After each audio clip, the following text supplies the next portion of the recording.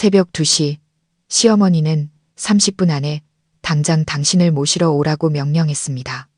막 집을 나서려던 순간 친정엄마가 제 팔을 붙잡았습니다. 서두르지 마라. 내일 아침에 가도 늦지 않아.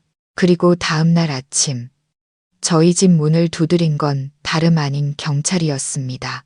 도시의 밤이 내리면 낡고 무거운 벨벳 이불처럼 온몸을 짓눌러 하루의 마지막 남은 기력마저 빼앗아 가는 듯 했습니다. 제 이름은 수진, 평범한 회계팀 직원입니다.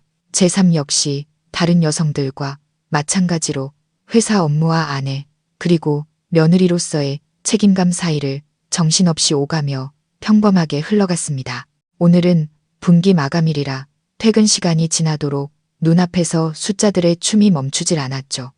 집에 도착하자마자 저는 부엌으로 달려가 저녁을 준비하고 집을 치웠습니다. 오직 푹신한 침대에 몸을 던지고 싶은 마음뿐이었습니다. 남편 민주는 언제 잠들었는지 벌써 깊은 잠에 빠져 있었습니다. 남편은 항상 저랬어요. 아내의 피로에는 별 관심 없는 태평한 사람이었죠. 저도 이제는 익숙했습니다. 옆에서 들려오는 남편의 고른 숨소리는 자장가처럼 제 마음을 편안하게 했습니다. 저는 곧 꿈과 현실의 경계가 무너지는 깊은 잠으로 빠져들었습니다. 그곳엔 더 이상 지긋지긋한 숫자도 무거운 걱정거리도 없었죠. 하지만 그 짧은 평화는 새벽 2시의 정적을 찢는 날카로운 전화벨 소리에 산산조각 나고 말았습니다. 저는 화들짝 놀라 잠에서 깼습니다. 심장이 미친 듯이 뛰기 시작했죠. 대체 누가 이 시간에 전화를 건 걸까요? 불길한 예감이 온몸을 감쌌습니다. 침대 협탁 위에 놓인 휴대폰을 집어들자 액정에 선명하게 떠오른 두 글자. 시어머니. 제 마음은 순식간에 차갑게 가라앉았습니다. 저는 남편이 깨지 않도록 조심스럽게 침실 문을 살짝 닫고 나서야 전화를 받았습니다. 여보세요, 어머님. 무슨 일로 이 시간에 전화하셨어요? 수화기 너머로 시어머니의 목소리가 날카롭게 들려왔습니다. 제가 자고 있었는지 깨어 있었는지에 대한 관심은 조금도 없는 짜증과 명령으로 가득 찬 목소리였죠. 수진아, 지금 당장 나 좀 데리러 와라. 내가 지금 인천 외곽 그 낡은 공단 근처에 와 있거든. 제 귀가 멍멍해졌습니다. 인천 외곽의 낡은 공단. 그곳은 저희 집에서 30km나 떨어진 곳이었습니다. 길은 외지고 가로등도 거의 없어서 강도 사건이 자주 일어나기로 악명 높은 곳이었죠. 어머니는 왜 새벽 2시에 그런 곳에 계신 걸까요? 머릿속에 수많은 질문이 떠올랐지만 저는 소심하게 되물을 수밖에 없었습니다. 어머님, 그렇게 늦은 시간에 왜 혼자 거기 계세요? 무슨 급한 일이라도 있으신가요? 아니면 택시 타고 오시는 게 안전하지 않을까요? 택시는 무슨, 내가 지금 잔돈이 없어. 너는 말대꾸하지 말고 그냥 차 끌고 당장 와. 빨리. 시어머니는 제 귀에 소리치듯 말하고는 일방적으로 전화를 끊어버렸습니다. 제게는 더 물어볼 기회조차 주어지지 않았죠. 저는 어둠 속에 우두커니 서 있었습니다. 손에는 이미 꺼진 휴대폰이 들려 있었고요. 창문으로 들어오는 밤바람이 서늘했지만 지금 제 마음속에 한기만은 못했습니다. 억울하고 부당했습니다. 왜 하필 저여야만 할까요? 왜 당신의 아들인 민준에게는 전화하지 않는 걸까요? 어떻게 그렇게 비상식적이고 위험한 요구를 조금의 망설임도 없이 할 수 있는 걸까요? 저는 꼭두각시가 된 기분이었습니다. 주인이 줄을 당기면 언제든, 밤이든 낮이든, 피곤하든 위험하든 상관없이 복종해야만 하는 인형 말입니다.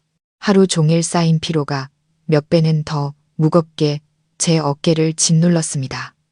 만약 가지 않는다면 내일은 시어머니의 잔소리 폭풍이 몰아칠 겁니다. 하지만 만약 간다면 제가 과연 무사히 돌아올 수 있을까요? 혼란과 두려움이 제 머릿속을 헤집어 놓아 어떻게 해야 할지 도무지 알 수가 없었습니다. 결국 저는 무거운 마음으로 침실로 돌아갔습니다. 남편에게 조언을 구하거나 아니면 최소한 이 문제를 함께 해결해 주길 바라는 마음으로 민준을 조심스럽게 흔들어 깨웠습니다. 민준 씨, 일어나 봐요. 방금 어머님이 전화하셨어요. 민준은 잠결에 웅얼거리며 몸을 뒤척였습니다. 지금 몇 시야? 엄마가 왜? 새벽이시에요.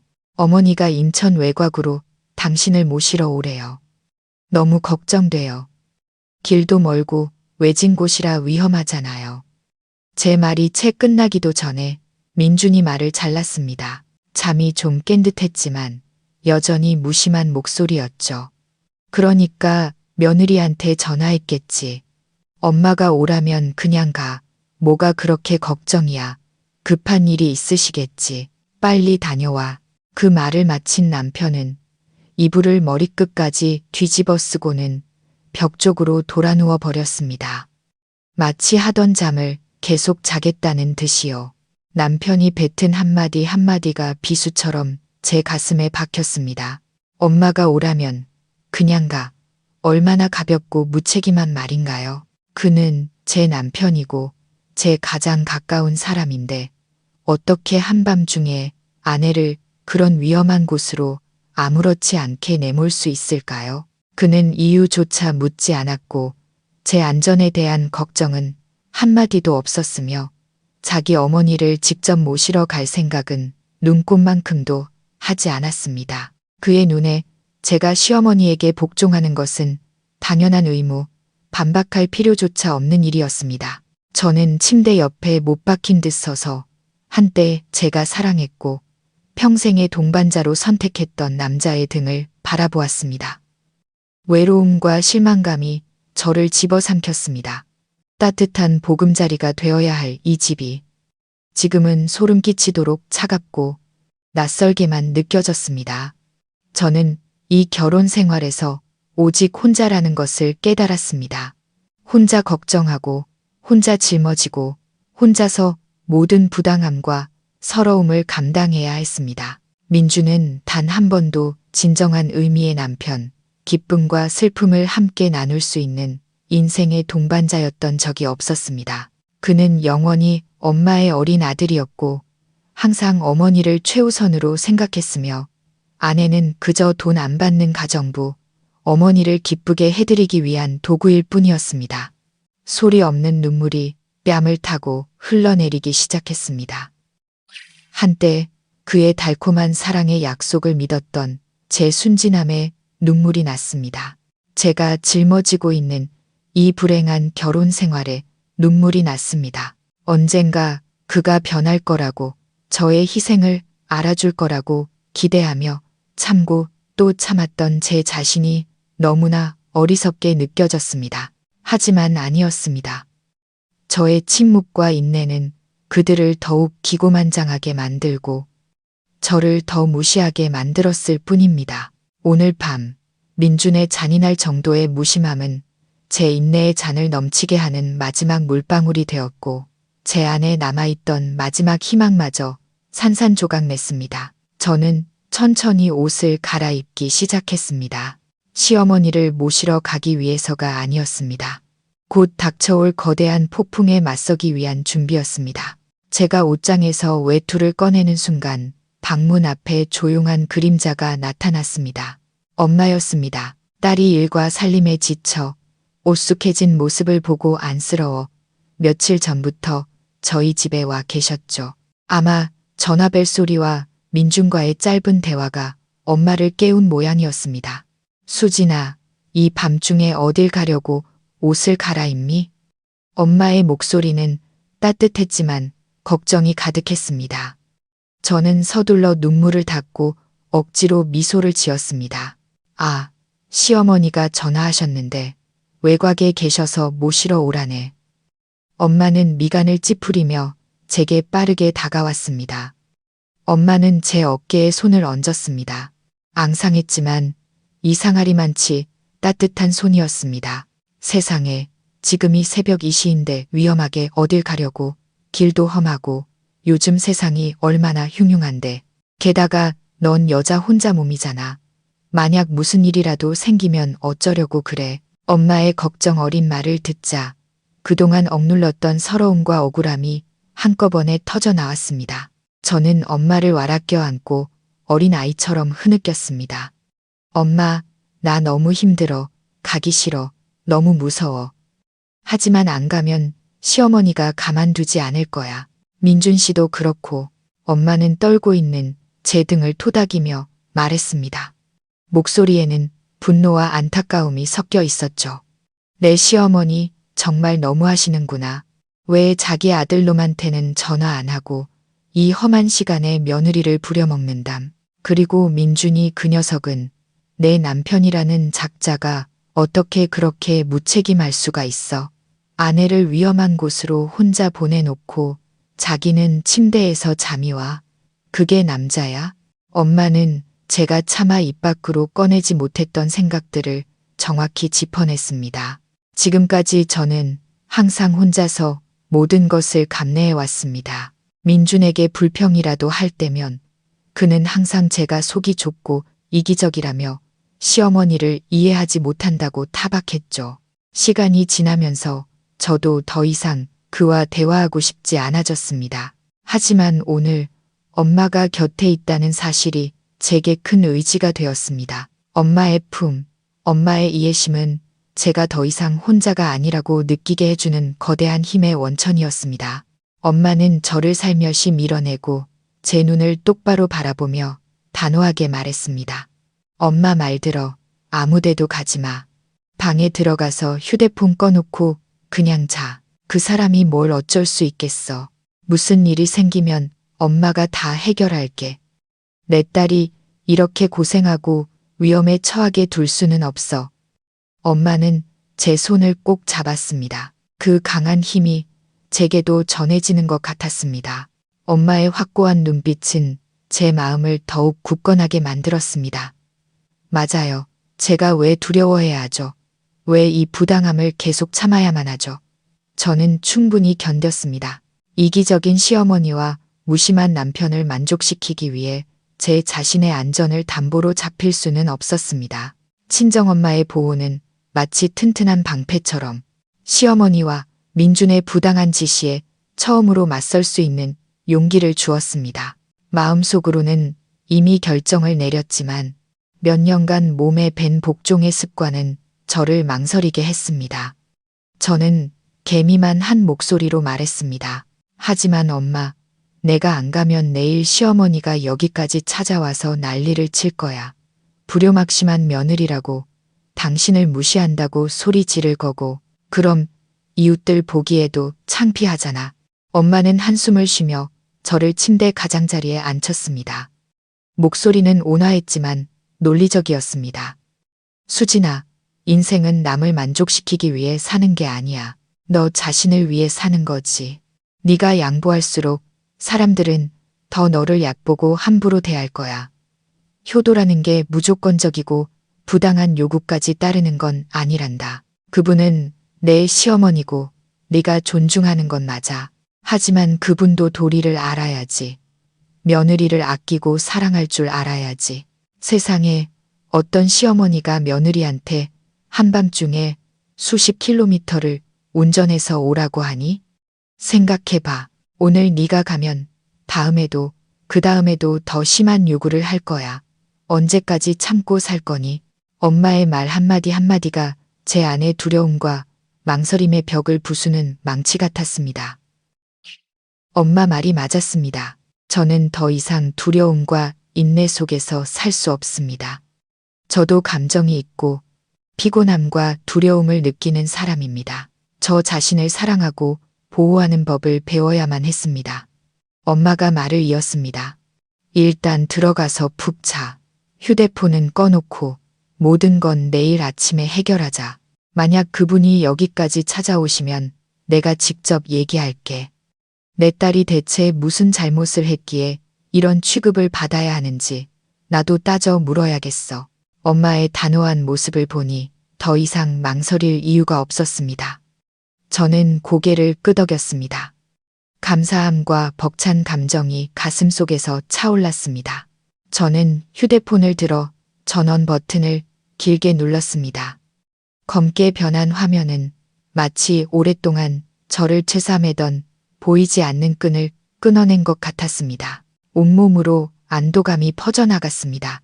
비록 내일 진짜 전쟁이 시작될 거라는 걸 알았지만요. 저는 침대로 돌아가 민준 옆에 누웠습니다.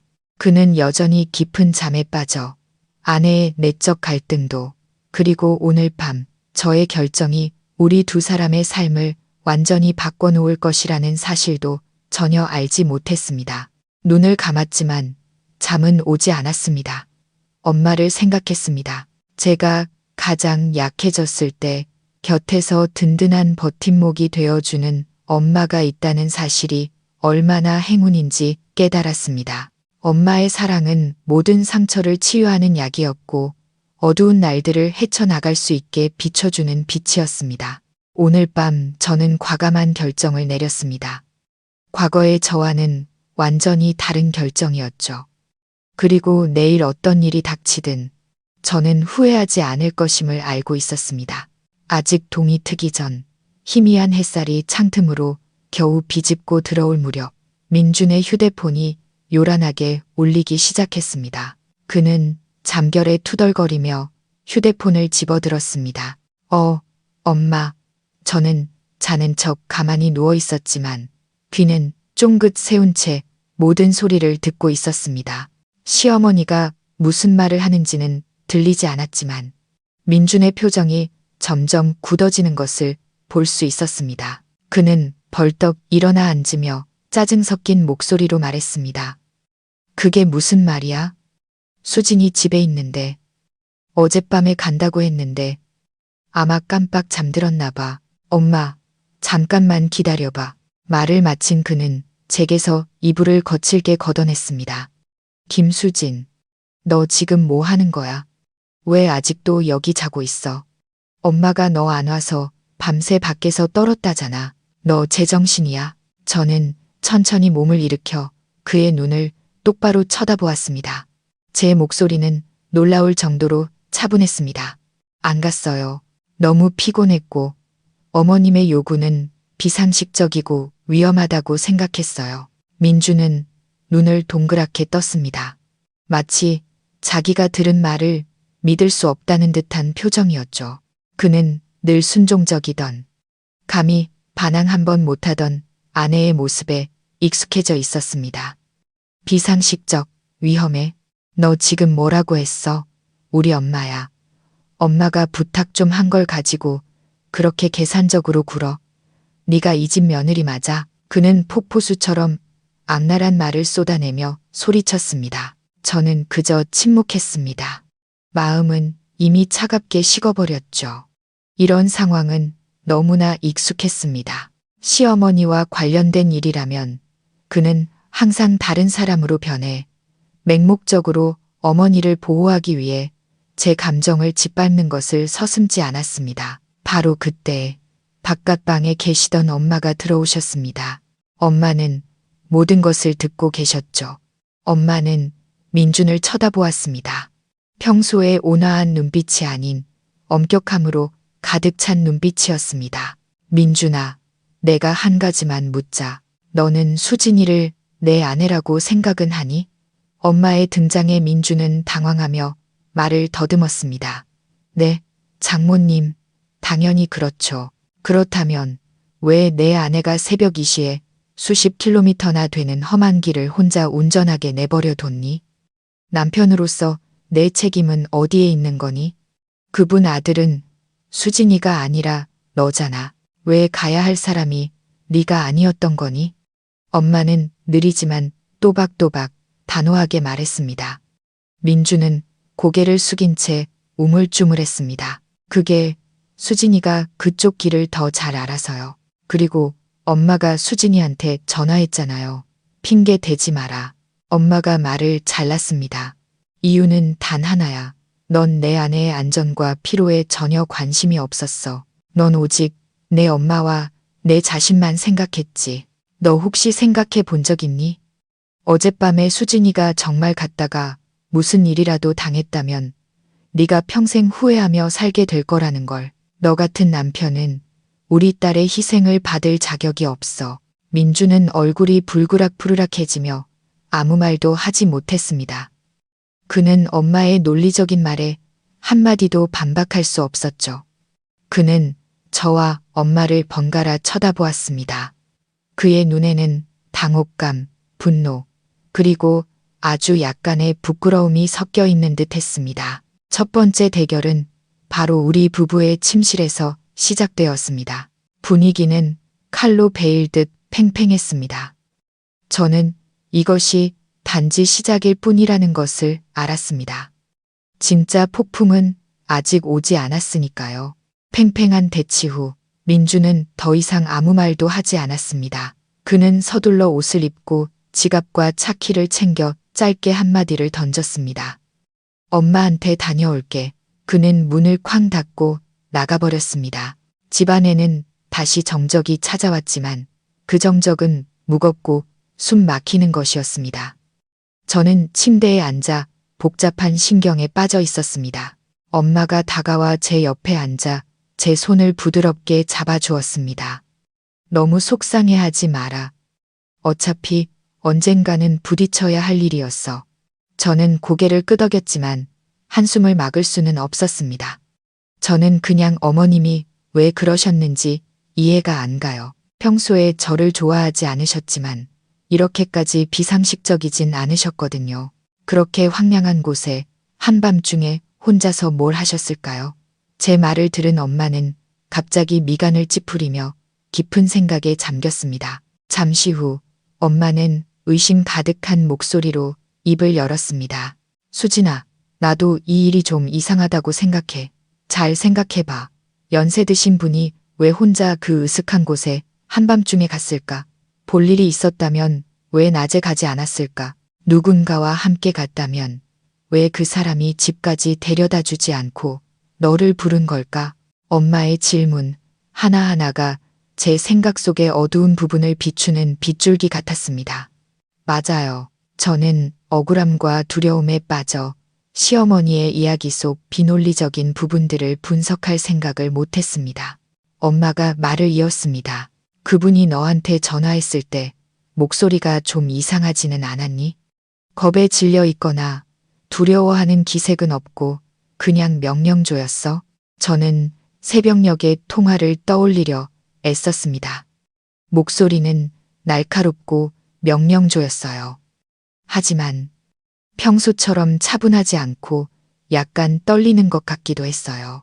그리고 제가 뭘 물어볼 틈도 안 주고 몇 마디만 하고 바로 끊어버렸고요. 그것 봐. 엄마가 가볍게 무릎을 쳤습니다. 분명히 너희에게 알리고 싶지 않은 무언가 태기는 일이 있는 거야. 너를 부른 건 단순히 집에 데려다 달라는 게 아닐 수도 있어. 혹시 무슨 일을 저질러서 뒷수습을 도와줄 사람이 필요했던 건 아닐까? 엄마의 분석에 저는 소름이 돋았습니다. 끔찍한 가설이 머릿속에서 만들어지기 시작했습니다. 만약 정말 그렇다면 제가 어젯밤 그곳에 가지 않은 것은 천만다행이었습니다. 하지만 대체 무슨 일이 있었기에 항상 체면을 중시하고 고고한 척하던 시어머니가 그렇게 몰래 비정상적으로 행동해야만 했을까요? 아니면 누가 어머니를 속여서 그곳으로 유인한 걸까요? 저는 다른 가능성을 제시했습니다. 엄마는 고개를 저었습니다. 내 시어머니는 그렇게 쉽게 속을 분이 아니야. 계산적이고 영악해서 남을 속이면 속였지. 내 생각엔 그분은 자발적으로 그곳에 갔을 거야. 아마도 비밀스러운 만남 같은 거였겠지. 그리고 그 만남에서 예상치 못한 문제가 생겨서 급하게 도망치다가 너에게 도움을 요청한 거고 비밀스러운 만남. 저는 할 말을 잃었습니다. 시아버지는 돌아가신 지 10년이 다 되어 갑니다. 시어머니는 홀로 민준을 키우셨죠. 모든 사람의 눈에 그녀는 남편을 여단 후 정절을 지킨 연려였습니다. 도저히 믿기 힘든 이야기였습니다. 제 당황한 표정을 본 엄마가 저를 위로했습니다. 이것도 그냥 내 추측일 뿐이야. 하지만 조심해야 해. 이 일은 간단하지 않아.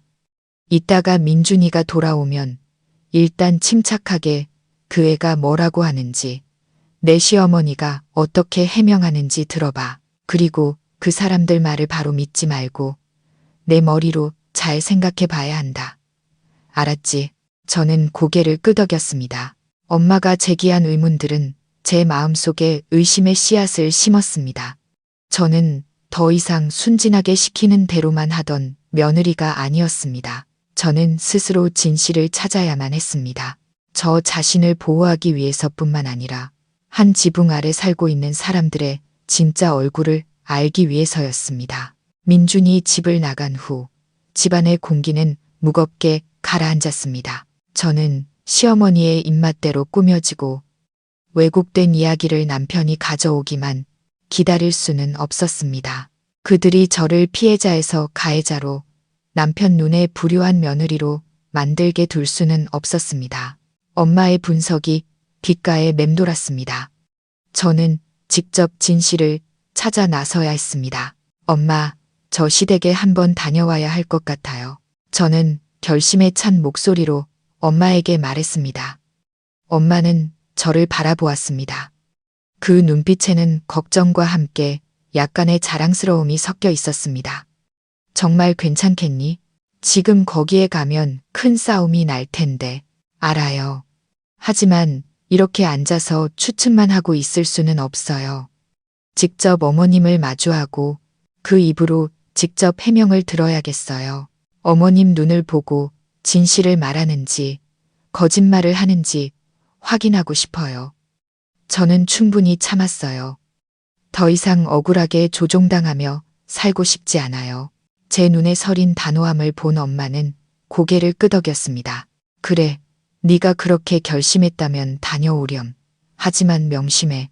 절대로 냉정함을 잃으면 안 된다. 그분이 무슨 말을 하든 무슨 짓을 하든 너는 침착해야 해. 그들한테 휘말려서 화를 내면 오히려 네가 잘못한 사람이 되는 거야. 그냥 네가 궁금한 걸 솔직하게 물어봐.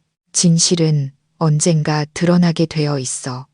엄마는 집에서 기다릴게. 엄마의 당부는 제게 더 큰 힘을 주었습니다. 저는 단정한 옷으로 갈아입고 흐트러진 머리를 다시 빗었습니다. 거울 속의 제 모습은 더 이상 피곤하고 굴욕적인 여자가 아니었습니다. 자신의 명예와 진실을 지키기 위해 싸울 준비가 된 전사였습니다. 저는 시댁으로 차를 몰았습니다. 익숙한 길인데도 오늘따라 유난히 낯설게 느껴졌습니다. 결혼 생활의 기억들이 파도처럼 밀려왔습니다. 연애 초반, 민주는 참 따뜻하고 자상한 남자였습니다. 그는 저의 부드럽고 상냥한 점을 사랑한다고 말했죠. 하지만 결혼 후 시어머니의 눈에 저의 상냥함은 유약함, 괴롭히기 쉬운 것으로 비쳤고 민준도 점점 변해갔습니다. 그는 더 이상 저를 지켜주는 남자가 아니라 항상 시어머니 편에 서서 저를 비난하는 감시자이자 판사였습니다. 우리의 사랑은 언제부터 죽어갔을까요? 저도 모르는 사이 그의 무심함과 시어머니의 혹독함이 우리의 사랑을 조금씩 갉아먹고 죽여버린 것이겠죠. 시댁은 낡은 골목 안쪽에 자리 잡고 있었습니다. 빛이 잘 들지 않아 늘 어둡고 음침한 느낌을 주는 단층집이었습니다. 저는 골목 입구에 차를 세우고 심호흡을 한 뒤 안으로 들어섰습니다. 낡은 철문은 잠겨 있지 않았습니다. 저는 조심스럽게 문을 열고 마당으로 들어섰습니다. 안방문은 살짝 열려 있었고 민준의 목소리가 들려왔습니다. 아첨하는 듯한 목소리였죠. 엄마, 이제 그만 화 푸세요. 내가 그 여자 단단히 혼내줬어요. 제 아내가 잘못했어요. 엄마가 참으세요. 이따가 제가 데리고 와서 사과시킬게요. 시어머니가 한탄하며 대답하는 소리가 들렸습니다. 사과하면 다야. 내가 너 때문에 평생을 고생했는데 이제 늙어서 내 마누라한테까지 이런 수모를 당해야겠니? 세상에 저렇게 천벌 받을 며느리가 어디 있냐? 시어미를 밤새 길바닥에 버려도 그 말을 듣는 순간 제 속에서 분노가 치밀어 올랐습니다. 저는 더 이상 망설이지 않고 문으로 다가가 세게 노크했습니다. 어머님, 민준 씨, 저 왔어요. 문이 벌컥 열렸습니다. 저를 본 민준의 얼굴은 놀라움에서 분노로 순식간에 변했습니다. 내가 여긴 어쩐 일이야? 저는 그의 말에 대꾸하지 않고 그를 살짝 밀치며 집 안으로 들어섰습니다. 시어머니는 거실 중앙의 낡은 소파에 앉아 있었습니다. 구겨진 잠옷 차림에 머리는 헝클어져 있어 정말 초췌해 보였습니다. 하지만 저를 보자 그녀의 눈에는 증오로 가득 찬 차가운 빛이 번뜩였습니다. 제가 방에 들어서자마자 그녀는 익숙한 레퍼토리를 시작했습니다. 그녀는 무릎을 치며 울부짖었습니다. 아이고, 세상에, 저 며느리란 년이 날 죽이려고 여기까지 쳐들어왔네. 네가 무슨 낯짝으로 여길 와? 내가 화병으로 죽어야 속이 시원하겠니? 너 때문에 내가 길바닥에서 밤새 추위와 굶주림에 떨고 모기한테 물어뜯겼어. 내가 얼마나 고생했는지 알아? 민주는 언제나처럼 즉시 어머니의 연극에 설득당했습니다. 그는 제게 돌아서서 소리쳤습니다. 수진아, 봐. 엄마가 너 때문에 이 꼴이 됐잖아. 당장 와서 엄마한테 사과하지 않고 뭐해.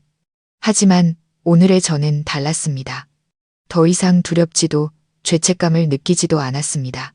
저는 비극적인 연극을 펼치고 있는 그 여자를 똑바로 쳐다보며 이상할 정도로 차분한 목소리로 말했습니다. 어머님, 저는 어머님 고생하신 얘기 들으러 온 거 아니에요.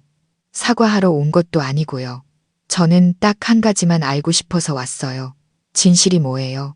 저의 직설적인 질문에 모자는 할 말을 잃고 멍하니 서 있었습니다. 시어머니는 울음을 뚝 그쳤습니다. 그녀는 마치 이상한 생물체를 보듯 눈을 깜빡이며 저를 쳐다봤습니다. 너 지금 뭐라고 했니? 무슨 진실?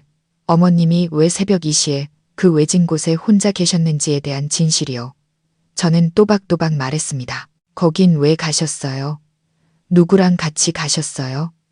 그리고 왜 그 사람이 어머님을 모셔다 드리지 않고 저한테 전화하게 만드셨죠? 제 질문 하나하나가 그녀의 전곡을 찌르는 칼날 같았습니다. 그녀의 얼굴은 창백해졌고 입술은 달싹였지만 아무 말도 나오지 않았습니다.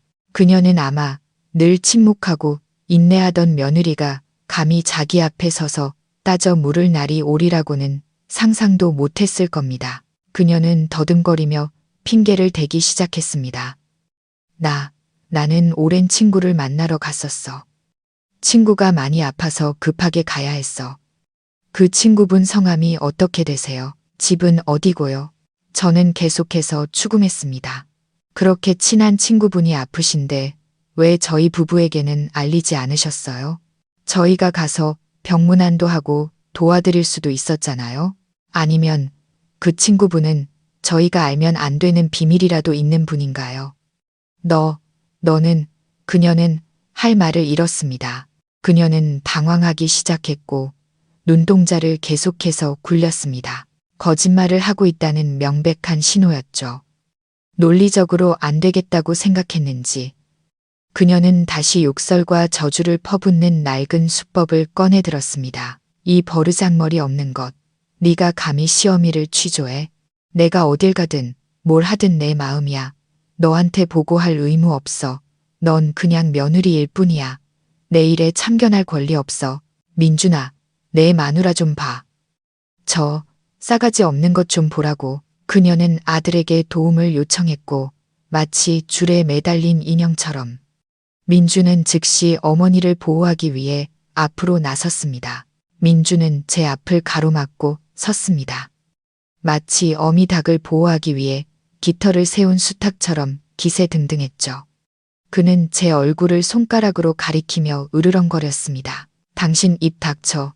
엄마한테 그런 식으로 말할 자격 없어. 당신이 뭔데 엄마를 신문해. 저는 그를 보며 씁쓸하게 웃었습니다. 이 남자, 제 남편은 단 한 번도 저를 보호해 준 적이 없었습니다. 하지만 어머니에게 무슨 일이 생기면 그게 옳든 그르든 그는 아내를 포함한 온 세상에 맞서 가시를 세울 준비가 되어 있었습니다. 저는 그냥 진실을 알고 싶을 뿐이에요. 저는 목소리가 떨리지 않도록 애쓰며 대답했습니다.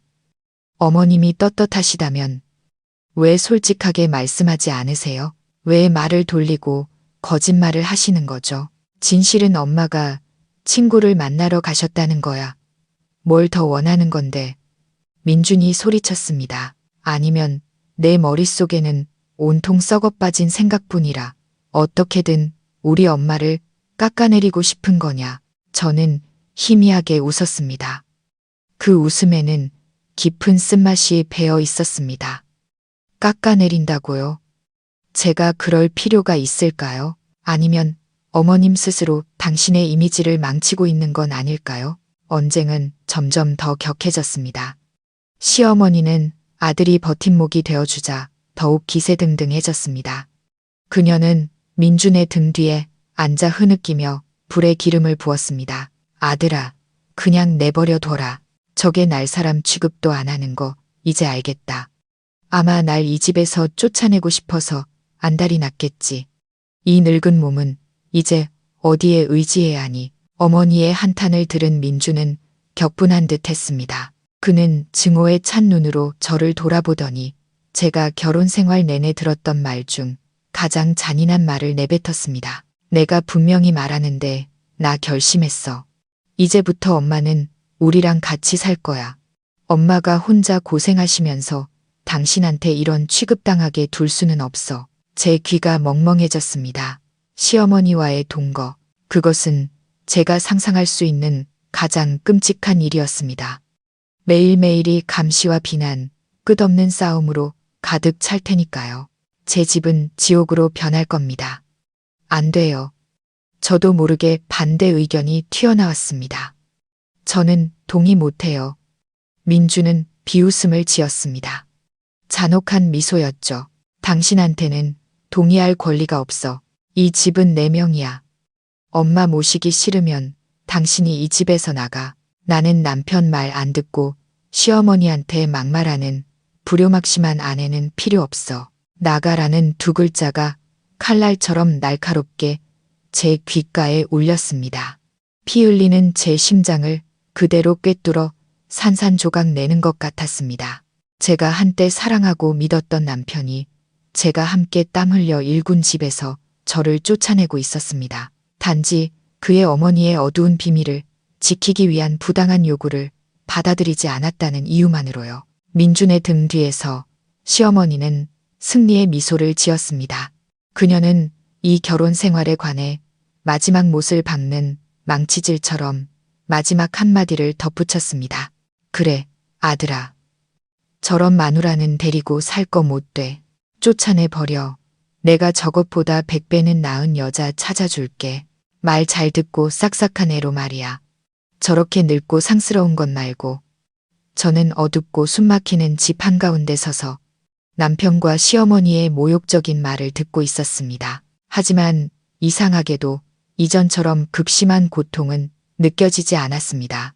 제 심장은 이미 마비된 것 같았죠. 저는 민준을 바라보며 그의 눈에서 익숙한 무언가를, 제가 한때 사랑했던 남자의 흔적을 찾으려 애썼습니다. 하지만 아니었습니다. 제가 본 것은 오직 냉담함, 낯쫌, 그리고 잔인함 뿐이었습니다. 그의 위협, 시어머니의 승리의 미소, 제 인격에 대한 짓밟음, 이 모든 것이 마지막 한 방울이 되어 잔을 넘치게 했습니다. 수년간의 인내, 속으로 삼켰던 서러움, 언젠가 그가 저를 이해해 줄 것이라는 희미한 희망. 모든 것이 이 순간 사라져 버렸습니다. 저는 제가 얼마나 어리석었는지 문득 깨달았습니다. 저는 이미 속부터 썩어 문드러진 결혼 생활을 위해 애써왔습니다. 저는 전혀 가치 없는 남자를 위해 제 청춘을 희생했습니다. 이상하게도 평온한 감정이 저를 감쌌습니다. 그것은 실망의 끝에 다다른 자만이 느낄 수 있는 평온함이었습니다. 더 이상 잃을 것도 미련을 가질 것도 없었습니다. 좋아요. 제가 말했습니다. 제 목소리는 가벼웠지만 분명하고 단호했습니다. 그게 당신이 원하는 거라면 저는 더 이상 아무 말도 하지 않았습니다. 울지도 애원하지도 싸우지도 않았습니다. 저는 그저 조용히 몸을 돌려 걸어 나갔습니다. 저의 반응에 민준과 시어머니는 모두 놀란 듯 했습니다. 아마 그들은 눈물의 드라마나 용서를 구하는 장면을 기대했을 겁니다. 하지만 저는 그들에게 그런 구경거리를 제공하지 않았습니다. 저는 그 집을, 그 어두운 골목을 걸어 나왔습니다. 제 등 뒤로 모든 거짓과 쓴맛, 그리고 제 심장을 산산조각낸 남자를 남겨두고 말이죠. 큰 길로 나오자 햇살이 눈부시게 쏟아졌지만 따뜻했습니다. 저는 깊게 숨을 들이쉬었습니다. 차갑고 신선한 공기가 폐를 가득 채웠습니다. 오랫동안 제 어깨를 짓누르던 무거운 짐을 내려놓은 것처럼 몸이 가벼워졌습니다. 저는 걸으면서 휴대폰을 꺼내 엄마에게 전화를 걸었습니다. 수화기 너머로 엄마의 걱정스러운 목소리가 들렸습니다. 수진아, 괜찮니? 무슨 일 있었어? 엄마의 목소리를 듣자 제 안에 단단했던 벽이 무너져 내렸습니다. 눈물이 억제할 수 없이 쏟아지기 시작했습니다. 하지만 이 눈물은 약함이나 절망의 눈물이 아니었습니다. 해방의 눈물이었습니다. 엄마, 저는 흐느꼈습니다. 나 엄마한테 갈게. 내 결혼. 이제 정말 끝났어. 저는 우리 집으로 가지 않고 교회에 있는 엄마의 작은 집으로 곧장 차를 몰았습니다. 제가 자란 곳, 언제나 엄마의 따뜻한 품이 기다리고 있는 곳이었죠. 대문 밖에서 제 모습을 보자마자 엄마는 달려 나왔습니다. 넋이 나간 제 모습과 퉁퉁 부은 제 눈을 보고 엄마는 아무것도 묻지 않고 그저 저를 조용히 품에 안아주었습니다. 집에 온이 됐다. 얘야, 모든 건 천천히 생각하자. 엄마의 앙상하지만 든든한 품은 세상에서 가장 안전한 피난처였고 제가 방금 겪은 폭풍우를 잠시나마 잊게 해주었습니다. 저는 잠시나마 평화를 얻을 수 있을 거라고 생각했지만 착각이었습니다. 2시간쯤 지났을까요? 제가 막 샤워를 마치고 엄마가 끓여주신 따뜻한 생강차를 마시고 있을 때였습니다. 대문 밖에서 문을 쾅쾅 두드리는 소리와 함께 익숙한 고함 소리가 들려왔습니다. 이수진, 너 당장 나와. 거기 숨어서 뭐 하는 거야? 이 버르장머리 없는 며느리야. 당장 문 열어. 시어머니였습니다. 그녀는 여기까지 찾아온 것이었습니다. 혼자도 아니었습니다. 그녀 옆에는 그녀의 귀한 아들, 민준이 함께 있었습니다. 저는 그 자리에 얼어붙었습니다. 그들이 이렇게까지 뻔뻔할 줄은 몰랐습니다. 엄마는 찻잔을 내려놓고 저를 바라보며 안심시키는 눈빛을 보냈습니다. 너는 여기 가만히 있어. 나가지 마. 이 일은 엄마가 해결할게. 엄마는 침착하게 걸어나가 대문을 열었습니다.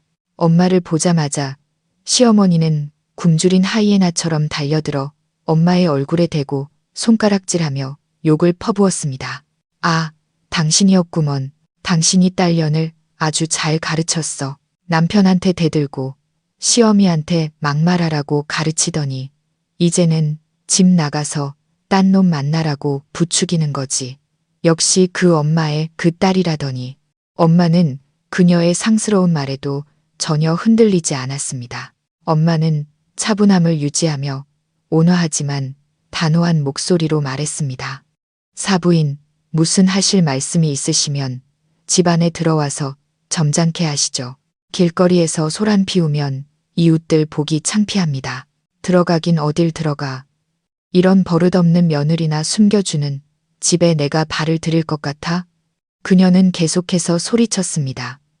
당신 딸내미 당장 나오라고 해. 그녀는 당장 우리 집에 가서 나한테 사죄하고 내가 들어가 살 수 있게 집 청소부터 해야 해. 그렇지 않으면 내가 이 동네 전체에 당신들 모녀의 진짜 모습을 다 까발릴 테니까. 민주는 옆에 서서 어머니를 말리기는커녕 오히려 거들었습니다. 장모님, 수진이 좀 나오라고 해주세요. 저희 부부 일은 저희가 알아서 해결할게요. 수진이가 이번 일은 완전히 잘못했어요. 엄마는 민준의 얼굴을 똑바로 쳐다보았습니다. 눈에는 깊은 실망감이 서려 있었죠. 해결. 오늘 아침에 자네가 어떻게 해결했는지 내가 똑똑히 봤네. 자네는 내 아내를 집에서 쫓아냈고, 이제는 내 엄마랑 같이 여기까지 와서 난동을 부리고 있잖아. 민준아, 자네에게 남자로서의 염치라는 게 조금이라도 남아있긴 한 건가? 전곡을 찔린 민주는 얼굴이 붉어지며 할 말을 잃었습니다. 시어머니는 아들이 밀리는 것을 보자 더욱 기세등등해졌습니다. 그녀는 집 안으로 쳐들어오려 했지만 엄마가 재빨리 문 앞을 막아섰습니다. 사부인, 다시 한번 말씀드리죠. 여긴 제 집입니다. 사부인 마음대로 행패를 부릴 수 있는 시장 바닥이 아니에요. 제 딸은 지금 저와 함께 있고 아무데도 가지 않을 겁니다. 여기서 계속 소란을 피우시면 저도 더는 가만히 있지 않겠습니다. 엄마의 단호함과 당당한 태도에 시어머니는 주춤하는 듯 했습니다. 그녀는 겉보기엔 온화하고 말없어 보이는 이 여자가 이렇게 강하게 나올 줄은 몰랐던 모양입니다. 그녀는 밖에서 계속해서 저를 게으르고 남편에게 빌부터 산다느니, 아이도 못 낳는다느니, 시댁 재산을 빼돌리려 한다느니 온갖 욕설을 퍼부었습니다. 그녀는 입에 담을 수 있는 가장 악독하고 날조된 말들을 쉴 새 없이 쏟아냈습니다. 동네 사람들이 하나 둘씩 모여들기 시작했습니다. 호기심 어린 눈빛과 수군거리는 소리가 들려왔습니다. 저는 집 안에 앉아 귀를 막았지만 심장은 갈기갈기 찢기는 듯 아팠습니다. 저 때문에 엄마의 명예까지 더럽혀지고 있었습니다. 엄마 집 앞에서 벌어진 소란은 끝날 기미가 보이지 않았습니다. 시어머니는 마치 무한한 에너지를 가진 것처럼 욕설과 비방을 멈추지 않았습니다. 그녀는 길바닥에 주저앉아 자식을 키운 공로와 불효한 며느리 때문에 겪는 고통을 하소연하며 울부짖기 시작했습니다.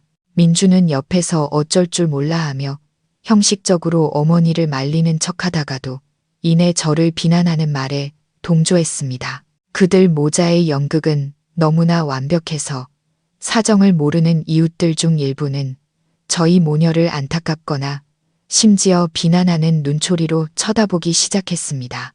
한동안 침착함을 유지하던 엄마는 상황이 점점 더 심각해지는 것을 보고 조용히 휴대폰을 꺼내 번호를 눌렀습니다. 엄마는 짧게 몇 마디만 하고 전화를 끊었습니다. 누구에게 전화했는지는 알 수 없었지만 엄마는 저를 돌아보며 안심하라는 듯 고개를 한번 끄덕였습니다. 약 15분 후 시어머니가 한창 불쌍한 피해자 연기에 심취해 있을 때 골목 입구에서 경찰 오토바이 한 대가 들어왔습니다. 뒤이어 경찰차 한 대가 더 따라왔습니다. 제복을 입은 경찰관 2명이 차에서 내려 군중을 향해 똑바로 걸어왔습니다. 갑작스러운 경찰의 등장에 모두가 놀랐습니다. 울부짖던 시어머니도 입을 다물었습니다. 그녀는 당황한 표정으로 경찰관들을 쳐다보았고 그 얼굴에는 공포심이 서려 있었습니다. 민준도 얼굴이 하얗게 질렸습니다. 그는 서둘러 어머니의 팔을 잡아 끌며 속삭였습니다. 엄마, 경찰 왔어.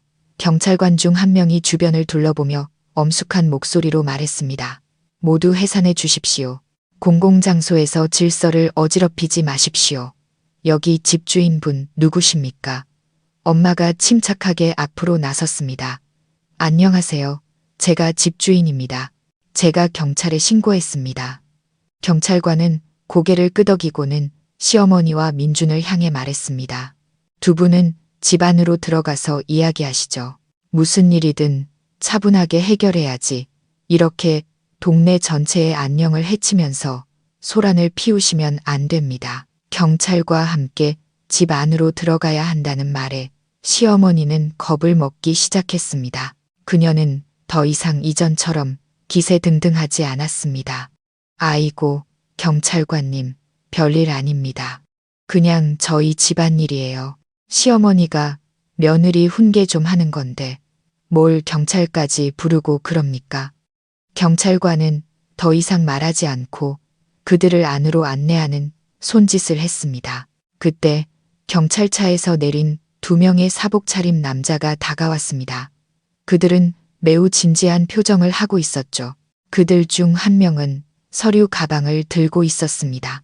그들은 경찰관에게 다가가 짧게 몇 마디를 나눈 후 함께 저희 집으로 들어왔습니다. 그 낯선 두 남자를 본 순간 시어머니의 얼굴은 종이처럼 하얗게 질렸습니다. 그녀는 몸을 부들부들 떨었고 다리에 힘이 풀려 주저앉을 뻔했습니다. 민준이 황급히 어머니를 부축해야 했습니다. 저는 직감적으로 이들의 등장이 우연이 아니며 시어머니가 필사적으로 숨기려 했던 비밀과 관련이 있다는 것을 느꼈습니다. 어젯밤에 미스터리를 감싸고 있던 장막이 이제 곧 거치려 하고 있었습니다. 우리는 모두 엄마의 작은 거실로 안내되었습니다. 분위기는 파리 한 마리가 날아다니는 소리까지 들릴 정도로 팽팽했습니다. 시어머니는 핏기 하나 없는 얼굴로 소파 구석에 웅크리고 앉아 팔걸이를 꽉 붙잡고 있었습니다. 민주는 그 옆에서 극심한 혼란에 빠진 표정으로 어머니와 경찰들을 번갈아 쳐다보았습니다. 저와 엄마는 맞은편에 앉아 곧 드러날 진실을 초조하게 기다리고 있었습니다. 사복 차림의 남자 중 한 명이 먼저 입을 열었습니다. 그는 키가 크고 마른 체형에 엄숙한 얼굴을 하고 있었습니다. 그는 자신을 형사 김태준이라고 소개했습니다. 저희가 오늘 여기에 온 것은 가정 불화를 해결하기 위해서가 아닙니다. 김 형사는 단호하고 분명한 목소리로 말했습니다. 저희는 어젯밤 인천 외곽 낡은 공단 근처에서 발생한 중대 사건을 조사하고 있습니다. 인천 외곽이라는 두 단어를 듣는 순간 제 심장이 덜컥 내려앉았습니다. 저는 시어머니를 힐끗 쳐다보았습니다. 그녀는 화들짝 놀라며 온몸을 사시나무 떨듯 떨었습니다. 김 형사는 날카로운 시선을 시어머니에게 고정한 채 말을 이었습니다. 박선자 씨, 오늘 새벽 이 시경 현장에 계셨던 건 맞습니까? 시어머니는 더듬거렸습니다. 저는 친구 만나러 갔어요. 친구가 아파서. 김 형사는 그녀의 말이 끝나기를 기다리지 않았습니다. 그는 서류 가방을 열어 사진 한 장을 꺼내 테이블 위에 올려놓았습니다. 그것은 CCTV에 찍힌 사진이었습니다. 약간 흐릿했지만 고급 세단 옆에서 두 사람이 언쟁을 벌이는 모습은 선명하게 알아볼 수 있었습니다. 한 명은 분명히 시어머니였습니다. 다른 한 명은 중년 남성이었고 얼굴이 붉게 상기된 채 매우 화가 난 듯 보였습니다. 아픈 친구라는 분이 건설회사 대표인 최진성 씨 맞습니까? 김 형사가 차가운 목소리로 물었습니다. 시어머니는 입을 떡 벌린 채 아무 말도 하지 못했습니다. 옆에 있던 민준도 그 자리에 얼어붙었습니다.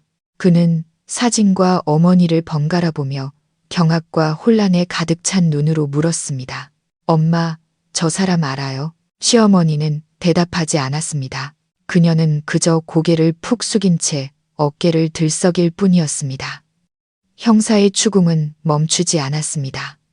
그는 칼날처럼 날카로운 정보를 계속해서 꺼내놓았습니다.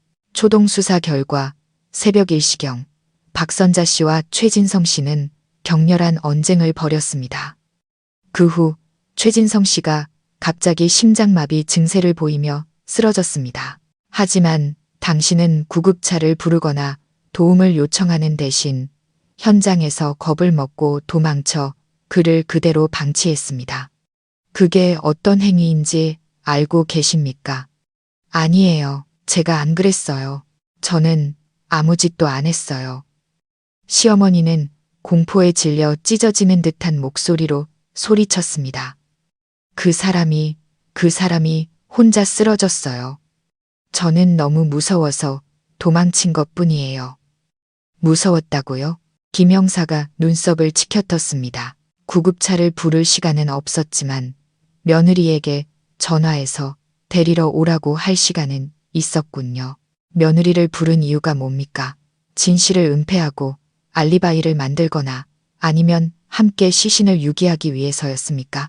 형사의 말 한마디 한마디는 거대한 망치처럼 내리쳤습니다. 끔찍한 사건의 전말이 제 눈앞에 서서히 드러나고 있었습니다. 엄마가 추측했던 비밀스러운 만남은 사실이었습니다. 시어머니는 유부남과 부적절한 관계를 맺고 있었던 겁니다. 어젯밤 그들은 아마 돈이나 질투 문제로 다퉜고 그 과정에서 남자가 심장마비로 급사한 것이었습니다.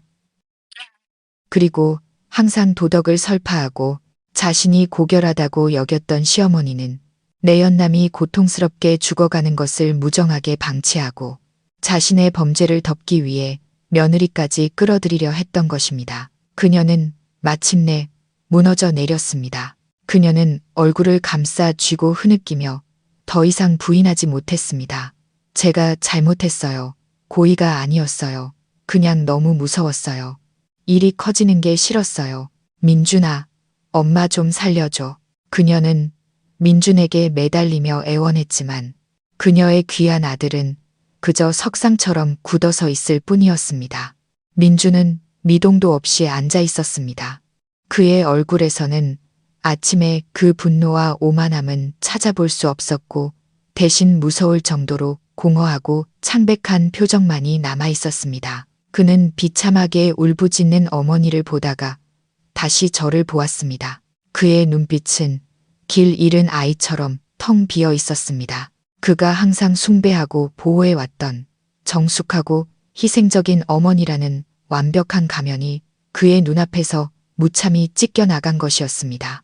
진실은 너무나 추악하고 더러워서 그가 도저히 받아들일 수 없는 것이었습니다. 그가 항상 피해자라고 저의 무례함을 견뎌내야 하는 사람이라고 여겼던 그의 어머니가 알고 보니 불륜을 저지르고 자신의 명예와 안전을 위해 다른 사람이 죽어가는 것을 방치한 냉혈한이었습니다. 기억의 조각들이 민준의 머릿속에서 고통스럽게 맞춰지기 시작했습니다. 새벽 2시의 전화, 어머니의 떨리는 목소리, 비상식적이고 위험한 요구, 아픈 친구에 대한 어설픈 거짓말, 제가 따져 물었을 때의 그 당혹감, 모든 것이 명확해졌습니다.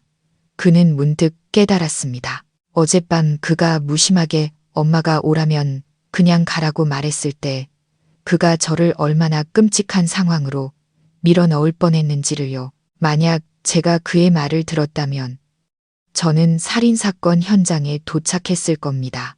저는 범죄를 은폐하는 공범이 되거나 더 나쁘게는 그의 어머니에 의해 모든 죄를 뒤집었었을지도 모릅니다. 오싹한 소름이 민준의 등골을 타고 흘렀습니다.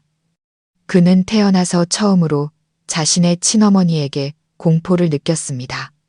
그는 저를 쳐다보았습니다. 저는 여전히 이상할 정도로 침착하고 조용히 앉아 있었습니다. 그는 오늘 아침에 저에게 했던 말들을 떠올렸습니다. 불효막심한 며느리, 이 집에서 나가. 그는 저를 모욕하고 쫓아냈습니다. 단지 거짓말과 범죄를 보호하기 위해서 말입니다. 그는 얼마나 맹목적이었고 얼마나 무심했는가. 그리고 그는 제 엄마를 보았습니다. 그분은 처음부터 끝까지 논리와 침착함으로 딸을 보호했습니다. 그녀는 이상한 점들을 간파했고 우리에게 경고했으며 제가 위험한 곳으로 가는 것을 막았습니다. 이기적이고 냉혹하며 오직 자신만을 생각하는 어머니와 너그럽고 지혜로우며 자식을 위해 모든 것을 바치는 어머니, 두 어머니의 극명한 대조가 이토록 선명하고 씁쓸하게 드러난 적은 없었습니다. 엄마, 민준이 갈라지고 부서진 목소리로 물었습니다. 왜 그러셨어요? 왜 저를 속이셨어요? 시어머니는 그저 울기만 했습니다. 그녀의 눈물은 더 이상 연기를 위한 무기도 때를 쓰기 위한 수단도 아니었습니다. 공포와 굴욕의 눈물이었습니다. 민주는 비틀거리며 일어섰습니다. 그는 제게 다가왔습니다. 그의 눈은 핏발이 서 있었고 고통과 후회로 가득 차 있었습니다. 그는 저를 바라보았습니다. 그 시선에는 하고 싶은 말이 많았지만 차마 입 밖으로 내지 못하는 듯 했습니다. 그는 틀렸습니다. 끔찍하게 틀렸습니다. 그는 거짓된 어머니 때문에 항상 자기 곁에 있어준 아내에게 상처를 주고 버렸습니다. 그의 세계관, 그의 믿음, 모든 것이 순식간에 무너져 내렸습니다. 그는 자기 손으로 자신의 행복을 파괴한 것이었습니다. 시어머니가 모든 사실을 자백한 후 경찰은 조서를 작성하기 시작했습니다. 김태준 형사는 단호하게 통보했습니다. 박선자 씨, 당신의 행위가 직접적으로 피해자를 사망에 이르게 한 것은 아니지만 생명이 위급한 사람을 구조하지 않고 방치한 행위는 범죄에 해당합니다. 추가 조사를 위해 당신을 긴급 체포하겠습니다. 서까지 동행해 주시죠. 긴급 체포라는 두 단어는 그 자리에서 내려진 판결과 같았습니다. 시어머니는 비틀거리며 쓰러질 뻔했습니다. 그녀는 민준의 팔을 붙잡고 울부짖었습니다. 민준아, 엄마 잡혀가게 두지 마. 저분들한테 빌어줘. 엄마 감옥 가기 싫어. 하지만 민준이 지금 무엇을 할 수 있겠습니까? 그는 망연자실한 채 어머니가 경찰들에게 부축되어 끌려가는 것을 무력하고 고통스럽게 바라볼 뿐이었습니다. 항상 강하고 그의 우주의 중심이었던 어머니의 모습이 지금은 너무나 초라했습니다. 그녀는 수갑을 차고 진짜 범죄자처럼 끌려나갔습니다. 대문 밖에서 구경하던 이웃들 앞에서 그녀가 평생을 지키려 했던 명예와 체면은 이제 뜬구름처럼 사라져 버렸습니다. 경찰차가 사이렌을 울리며 그의 어머니를 태우고 떠나자 민주는 더 이상 버티지 못했습니다. 그는 바닥에 주저앉아 두 손으로 머리를 감싸 쥐고 어린아이처럼 흐느꼈습니다. 그 울음은 어머니에 대한 연민뿐만 아니라 자책과 후회 그리고 절망의 표현이었습니다. 그는 모든 것을 잃었습니다. 믿음, 가족, 그리고 그가 한 번도 소중히 여기지 않았던 아내까지도요. 그는 제 쪽으로 기어와 눈물로 젖은 눈으로 저를 올려다보며 울먹이는 목소리로 말했습니다. 수진아, 미안해. 내가 잘못했어. 내가 정말 쓰레기였어. 널 믿지 않았고 너한테 못되게 굴었어. 제발, 제발 이번 한 번만 용서해줘. 그는 제 손을 잡으려 했지만 저는 조용히 손을 뺐습니다. 저는 제 앞에 무릎 꿇고 있는 그 남자를 바라보았습니다. 마음속에 약간의 동정심은 있었지만 사랑은 조금도 남아있지 않았습니다. 그가 구하는 용서를 저는 줄 수가 없었습니다. 그와 그의 어머니가 제게 남긴 상처는 너무나 깊어서 어떤 것으로도 치유할 수 없었습니다. 민준 씨, 저는 차분하지만 거리감이 느껴지는 목소리로 말했습니다. 당신의 후회는 너무 늦었어요. 제 말은 우리 사이에 남은 희미한 연결고리를 완전히 끊어버리는 마지막 칼날 같았습니다. 민주는 고개를 떨구었습니다. 그의 울음소리는 점점 더 커졌습니다. 극심한 절망의 울음소리였습니다. 엄마가 다가와 제 어깨에 손을 얹어 저를 보호해 주셨습니다. 저는 더 이상 민준을 보지 않았습니다. 이 순간부터 저와 그의 인생은 완전히 다른 길을 가게 될 것이라는 것을 알았습니다. 이 비극적인 결혼 생활의 연극은 마침내 막을 내릴 시간이었습니다. 며칠 후 엄마 집의 공기는 그날의 여파로 여전히 무겁게 가라앉아 있었습니다. 시어머니가 구속되었다는 소식은 사방으로 퍼져나갔습니다. 사람들은 수군거렸고 어떤 이는 통쾌해했고 어떤 이는 동정했습니다. 하지만 저에게는 더 이상 아무것도 중요하지 않았습니다. 제 마음은 다시 평온을 되찾고 있었습니다. 저는 엄마를 도와 집을 청소하고 맛있는 음식을 만들며 제 삶의 균형을 되찾으려 노력했습니다. 민주는 계속해서 저에게 전화를 걸고 문자를 보냈습니다. 장문의 문자에는 후회와 애원의 말들이 가득했습니다. 그는 저 없이는 살 수 없다고, 제가 가장 소중한 사람이었다는 것을 이제야 깨달았다고 했습니다. 그는 엄마 집 앞까지 몇 번이나 찾아왔지만 저는 만나주지 않았습니다. 생각할 시간이 필요했고 제 결정이 변하지 않을 것임을 알고 있었습니다. 마침내 저는 그를 만나주기로 했습니다. 마음이 약해져서가 아니라 모든 것을 확실하게 끝내고 싶었기 때문입니다. 우리는 조용한 작은 카페에서 만나기로 했습니다. 민주는 먼저 와서 저를 기다리고 있었습니다. 얼굴은 뱃쑥했고 수염도 깎지 않아 10년은 더 늙어 보였습니다. 그를 보니 더 이상 미움도 아픔도 느껴지지 않았습니다. 그저 낯설 뿐이었습니다. 수진아, 와줘서 고마워. 그가 쉰 목소리로 말했습니다. 저는 맞은편에 앉아 단도직입적으로 말했습니다. 할 말 있으면 해요. 민주는 애절한 눈빛으로 저를 바라보았습니다. 수진아, 내가 잘못했어. 나는 끔찍한 남편이었고 맹목적인 불효자였어. 당장 용서해달라고는 안 할게. 그냥 기회를 한 번만 줘. 잘못을 바로잡고 너에게 보상할 기회를 줘. 우리 이혼하지 않으면 안 될까? 저는 조용히 그의 말을 들었습니다. 그의 말에 지금 이 순간만큼은 진심이 담겨 있다는 것을 알 수 있었습니다. 하지만 그게 무슨 소용일까요? 그 뒤늦은 진심이 제가 그의 무심함과 시어머니의 혹독함을 견뎌야 했던 수많은 세월을 지울 수는 없었습니다. 그가 저를 위험한 곳으로 내몰았던 그 운명의 밤을 지울 수도 없었습니다. 그리고 그의 모욕적인 말과 잔인했던 나가라는 한마디를 결코 지울 수 없었습니다. 저는 깊은 숨을 들이쉬고 차분하게 말했습니다. 민준 씨, 내가 왜 떠나기로 결심했는지 알아요? 단지 어머님 일 때문만은 아니에요. 그건 그냥 마지막 계기였을 뿐이에요. 우리가 함께 산 수많은 시간 동안 당신은 단 한 번도 나를 진정한 인생의 동반자로 여긴 적이 없다는 걸 깨달았기 때문이에요.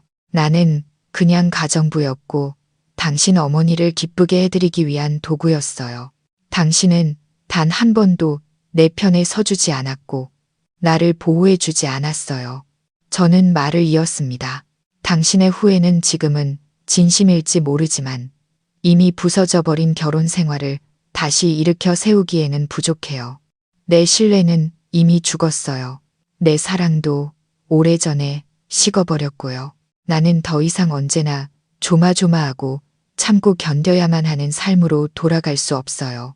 나 너무 지쳤어요, 민준 씨. 이제는 나 자신을 위해 살고 싶어요.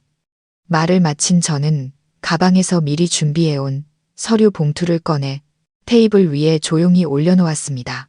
변호사를 통해 작성한 이혼 서류였습니다. 정말 많이 생각했어요. 우리 여기서 끝내요. 서로를 놓아주는 거예요. 민주는 이혼 서류를 보며 눈시울을 붉혔습니다. 그는 더 이상 소리치거나 매달리지 않았습니다. 아마도 제 눈에서 흔들리지 않는 결심을 읽었기 때문일 겁니다. 그는 떨리는 손으로 펜을 들었습니다. 그의 뜨거운 눈물이 종이 위로 떨어져 이혼 신청서라는 글자를 번지게 했습니다. 마침내 그는 이를 악물고 우리 결혼의 운명을 결정짓는 그 종이에 서명했습니다. 시어머니의 재판은 그로부터 한 달여 뒤에 열렸습니다. 저는 참석하지 않았고 그에 대해 많이 듣고 싶지도 않았습니다. 하지만 소식은 이웃들의 입을 통해 인터넷 뉴스의 헤드라인을 통해 계속해서 제게 들려왔습니다. 그녀는 위험에 처한 사람을 구조하지 않은 죄유기치사로 기소되었습니다. 법정에서 모든 진실이 더욱 명확하게 밝혀졌습니다. 시어머니와 최 대표는 2년 넘게 몰래 만나온 사이였습니다.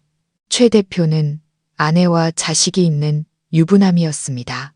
그는 시어머니에게 생활비를 대주었고 그 대가로 은밀한 만남을 가졌습니다. 그날 밤 두 사람은 시어머니가 새 아파트를 사기 위해 큰 돈을 요구하면서 다투게 되었습니다. 최 대표는 이를 거절했습니다. 격렬한 언쟁 중 평소 심장 질환이 있던 최 대표가 심장마비를 일으키며 쓰러졌습니다. 구급차를 부르는 대신 시어머니가 가장 먼저 한 일은 그의 휴대폰에서 두 사람 사이의 모든 메시지와 통화 기록을 삭제하는 것이었습니다. 그리고 그녀는 겁에 질려 도망쳤습니다. 그녀는 아들에게 이 부적절한 관계를 들킬까봐 민준에게는 차마 전화하지 못했습니다. 그래서 그녀는 어리석고 부리기 쉽다고 생각했던 며느리 저를 떠올렸던 겁니다. 그녀는 저를 불러 마치 자신과 제가 우연히 쓰러진 최 대표를 발견한 것처럼 현장을 조작하여 처음부터 그곳에 있었던 자신의 존재를 은폐하려 했던 것입니다. 지독히도 잔인하고 이기적인 계획이었습니다. 최 대표의 가족들도 법정에 출석했습니다. 그의 아내와 아이들은 남편과 아버지의 죽음에 간접적인 원인을 제공한 그 여자를 증오하며 울부짖었습니다. 그들은 가장 엄중한 처벌을 요구했습니다. 최종적으로 법원은 시어머니에게 징역 3년을 선고했습니다. 그것은 그녀의 이기심, 냉혹함, 그리고 거짓된 삶에 대한 대가였습니다. 그녀가 호송차에 오르던 날, 민주는 뱃쑥하고 초췌한 모습으로 그저 조용히 그 모습을 지켜볼 뿐이었다고 합니다. 저는 그가 우리의 신혼집을 팔아 그 돈의 일부를 피해자 가족에게 보상금으로 주었다는 소식을 들었습니다. 그에게는 아무것도 남지 않았습니다. 집도 없고 어머니는 감옥에 갔으며 아내도 떠났습니다. 그가 가졌던 모든 것은 그의 맹목적이고 유약한 태도 때문에 연기처럼 사라져 버렸습니다. 이혼 후 저는 공식적으로 엄마와 함께 살게 되었습니다. 옛날에 그 작고 따뜻한 집은 다시 웃음소리로 가득 찼습니다. 우리 모녀는 서로에게 의지하며 마당의 작은 텃밭을 함께 가꾸고 소박하지만 맛있는 식사를 함께 만들었습니다. 저는 진정한 평화를 느꼈습니다. 결혼 생활 내내 단 한 번도 느껴보지 못했던 평화였죠. 저는 슬픈 기억이 너무 많은 이전 회사를 그만두었습니다. 제 경력 덕분에 집에서 더 가깝고 급여 조건도 더 좋은 새 회사의 회계팀장으로 금방 자리를 잡을 수 있었습니다. 활기찬 새 직장 환경과 친절한 동료들 덕분에 저는 빠르게 적응하고 일에서 다시 즐거움을 찾았습니다. 저는 자신을 위해 더 많은 시간을 보내기 시작했습니다. 주말마다 요가 수업에 등록했습니다. 유연한 동작과 깊은 호흡은 모든 스트레스를 해소하고 몸의 활력과 마음의 평온을 되찾게 해주었습니다. 숨막히는 결혼 생활 때문에 소홀했던 오랜 친구들과도 다시 만나 커피를 마셨습니다. 우리는 옛 추억을 이야기하고 현재의 삶의 기쁨과 슬픔을 나누었습니다. 저는 세상이 얼마나 넓고 아름다운지 깨달았습니다. 가끔 길에서 젊은 부부가 손을 잡고 행복하게 웃는 모습을 보면 제 마음에도 작은 파문이 일었다가 이내 잠잠해졌습니다. 마음의 상처는 아마 아직 남아있겠지만 더 이상 아프지는 않았습니다. 그것은 저에게 자신을 더 사랑하고 소중히 여겨야 한다는 것을 일깨워주는 값비싼 교훈이자 흉터가 되었습니다. 제가 하루하루 변해가는 모습을 보며 엄마는 매우 기뻐하셨습니다. 엄마는 재혼에 대해 재촉하지 않으셨습니다. 그저 제가 즐겁고 행복하게 사는 것만으로도 만족한다고 말씀하셨죠. 인연은 때가 되면 찾아오는 것이지 억지로 구할 필요는 없다는 것을요. 저는 엄마 말이 맞다는 것을 압니다. 저는 더 이상 기댈 어깨를 서둘러 찾지 않습니다. 저는 스스로 비바람을 막아줄 수 있는 튼튼한 나무가 되었습니다. 저는 민준을 다시 만나지 않았지만 가끔 몇몇 공통된 친구들을 통해 그의 소식을 듣곤 했습니다. 집을 판 후 그는 작은 원룸을 얻어 혼자 외롭게 살고 있다고 합니다. 동료들의 수군거림을 견디지 못했는지 이전 회사도 그만두었다고 했죠. 그는 기계 공장에서 힘든 육체 노동을 하며 지내고 있는데 아마 그 고됨이 괴로움을 잊게 해주는지도 모르겠습니다. 사람들은 그가 많이 변했다고 했습니다. 예전처럼 말끔하고 세련된 모습은 온데간데 없고 과묵하고 말이 없는 사람이 되었다고 했죠. 그는 더 이상 친구들과 어울리거나 술을 마시지 않았습니다. 일이 끝나면 그저 원룸으로 돌아가 네 개의 벽과 마주할 뿐이었습니다. 주말마다 그는 버스를 타고 교도소로 어머니를 면회하러 갔습니다. 두꺼운 유리창을 사이에 둔 짧은 만남은 아마도 가장 고통스럽고 자책하는 순간이었을 겁니다. 그는 수많은 죄를 저지르고 간접적으로 자신의 인생을 망친 어머니를 마주해야 했습니다. 하지만 그럼에도 불구하고 그분은 그의 어머니였고 그는 그녀를 버릴 수 없었습니다. 한 번은 옛 친구가 길가의 찻집에서 우연히 민준을 만났다고 합니다. 그 친구가 제게 전해주길 민준은 혼자 사는 시간이 많은 생각을 하게 해주었다고 털어놓았다고 합니다. 그는 자신의 모든 잘못을 깨달았다고 했습니다. 그는 어머니를 원망하지 않고 단지 옳고 그름을 분별하지 못했던 자신의 유약함과 맹목적인 태도를 탓한다고 했습니다. 그는 세상에서 가장 좋은 여자를 잃었고 그것이 자신에게 내려진 가장 큰 벌이라고 말했습니다. 그 말을 전해 들으며 제 마음에도 약간의 씁쓸함이 남았습니다. 저는 더 이상 그를 미워하지 않았습니다.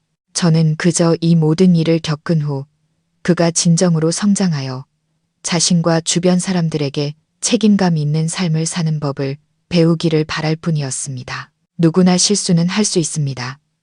중요한 것은 다시 일어서서 새로 시작할 수 있느냐 하는 것이니까요. 시간은 손가락 사이로 흐르는 물처럼 흘러갔습니다. 3년 후 제 삶은 완전히 안정되었고 기쁨으로 가득 찼습니다. 직장에서도 인정받아 승진했고 돈을 모아 엄마의 집을 더 아늑하게 수리할 수도 있었습니다.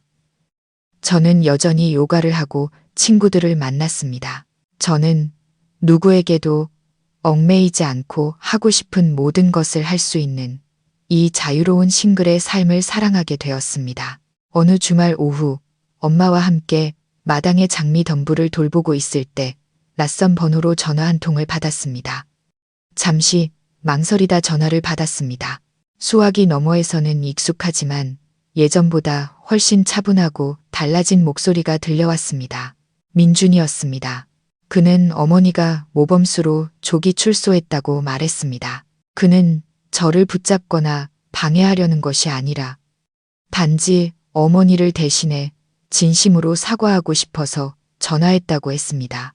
그는 어머니가 교도소에서 많은 것을 깨닫고 자신의 모든 잘못을 뉘우쳤다고 말했습니다.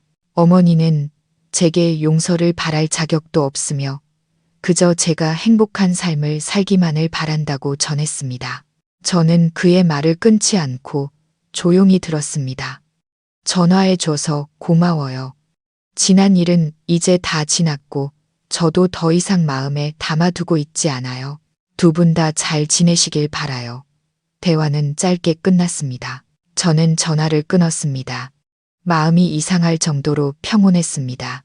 모든 미움과 원망은 바람에 날아가 버린 듯 했습니다. 삶은 계속됩니다.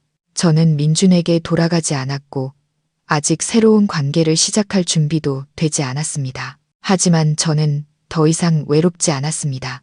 저의 행복은 이제 매일 건강한 엄마의 모습을 보는 것, 친구들과의 즐거운 수다, 그리고 직장에서의 성공입니다. 저는 자신을 사랑하는 법을 배웠고 가장 평범한 것들 속에서 기쁨을 찾았습니다. 민준에 대해서는 그가 어머니를 모시고 조용한 시골로 내려가 살고 있다는 소식을 들었습니다. 그는 작은 오토바이 수리점을 열어 모자가 소박하게 살아가고 있다고 합니다. 그는 재혼하지 않고 조용히 늙은 어머니를 돌보며 살고 있습니다. 가끔 명절이면 그는 제게 짧은 축하 메시지를 보내곤 합니다. 저는 답장하지 않지만 그것이 친구로서 그가 보내는 조용한 존중과 관심의 표현이라는 것을 압니다. 제 이야기는 아마 왕자와 공주가 나오는 동화는 아닐 겁니다. 하지만 저에게는 이것이 가장 행복한 결말입니다. 저는 폭풍우를 지나왔고 넘어졌지만 결국 스스로 일어서서 더 강하고 빛나는 사람이 되었습니다. 저는 햇살 아래 화사하게 피어난 장미를 보며 미소 지었습니다. 제 앞에는 밝은 미래가 활짝 열려 저를 기다리고 있다는 것을 믿으면서요.